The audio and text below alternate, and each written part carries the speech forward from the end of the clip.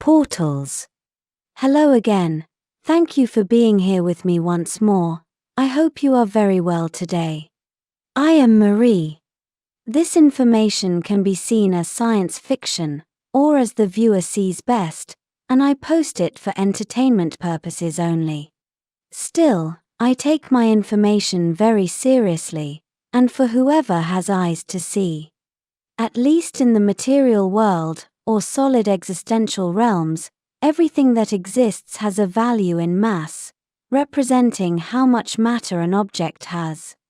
This mass has a numerical value, within the measuring context or media, for example, grams, kilos, or pounds, that although is an artificially fabricated measurement system, it still is and represents a valid way to measure an object or objects. As mass is the amount of matter an object has, the amount of both is determined by the amount of gravity such object is receiving, remembering that for Taygetan science, mass is the result of a concentration point of gravity within a field, and not as seen on Earth, where it is the mass of an object which is said to generate its gravity. Regardless of the measuring system and parameters, everything that exists and that has mass is represented with a numerical value, meaning that the whole universe we live in, within this material existential realm, has a numerical value within a field, or an area, for example a region in space, or a place on a planet. This means that everything is numbers, and everything is interconnected, where any movement or displacement of mass and energy within the field ends up affecting and modifying the values of mass and energy of all the other objects in it. This strongly backs up the so-called butterfly effect, which says that even a little harmless butterfly, batting its wings somewhere in Central Africa, will cause a disturbance in the field, which will end up causing a chain reaction of events that affects the entire planet.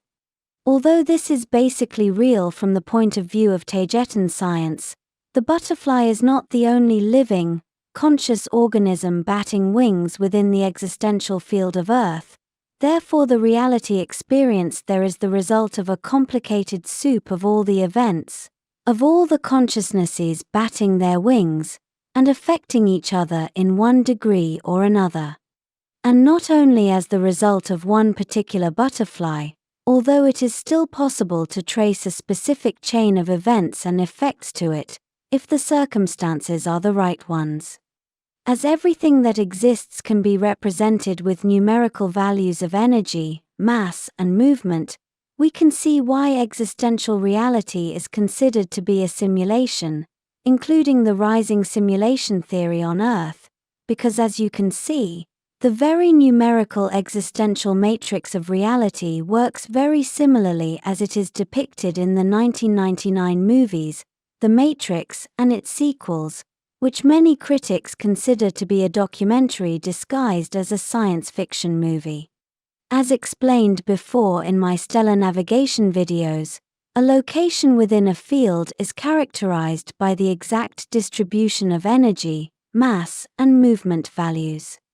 This means that each place in the material world has its characteristics defined by how much mass and energy is located where within that field, and what relationships those objects have with all the other objects inside that location field, which in the end are all energetically connected, as they are all the result of all the complicated dance of gravity frequencies and vibrations, which are manifesting it all. This means that any location is defined by the placement of the objects inside it, and the relationship between them. Simply said, a place is defined by what is in it, and where each thing is located in relation to the others. And it can be, and is, energetically represented by a map of numbers. Existence in the material realms is never static, as objects are always moving from one place to another, mostly being moved by whoever has a strong connection to Source, although ultimately everything that exists is Source, and has consciousness of its own, and to its particular level. The set of numbers within a mathematical matrix is therefore always changing, as seen from the point of view and interpretation of an observer with connection to source, who is interpreting reality as such through its consciousness and understanding, including the perception of time, as a subproduct of the mere act of being aware. Similar to the mass-produced interior of some houses, or the interior of mass-produced cars, they may look the same, yet the values within distance and location also serve to define one thing from another. Even at a molecular level, some locations in a place may look alike others. When a portal appears in one or another place, it is because the mathematical values of mass and energy of one place suddenly match the one of another. You can see this as a product of chance, when the result of the ever-moving mathematical field suddenly brings up the same results in one place and another. The mathematical value of mass and energy of a place, and the frequency and vibrations which are manifesting them, coincide with the results of the mathematical dynamics of another location. A portal is opened, and it will stay open until the field's mathematical values of the places change enough to close it.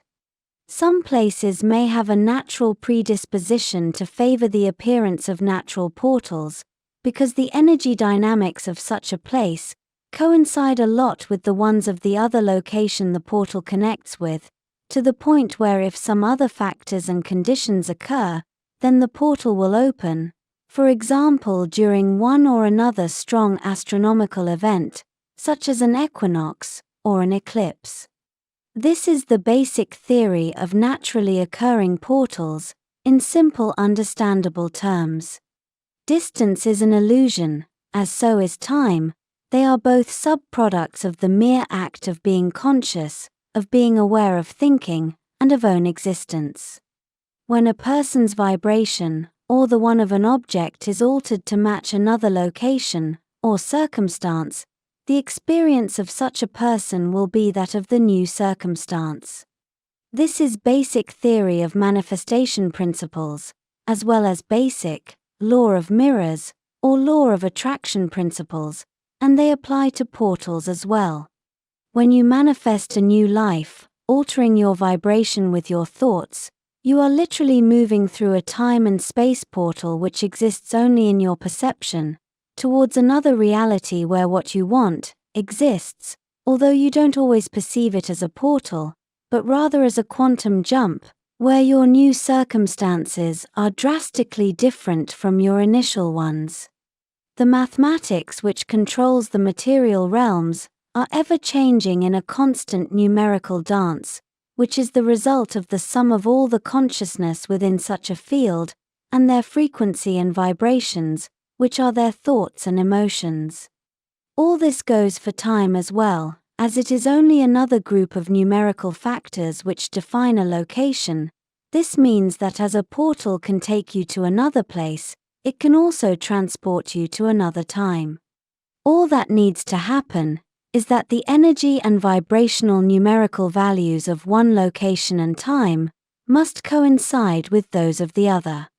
This happens naturally all the time, as the fabric of time and space is not perfect and is ever changing. And portals can be artificially created to transport anything inside its area of influence to another location and/or time.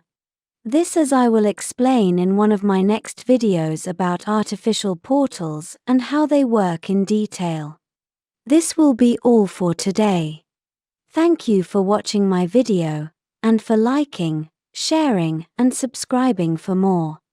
And I hope to see you here next time. With much love, your friend, Mari Swaruu.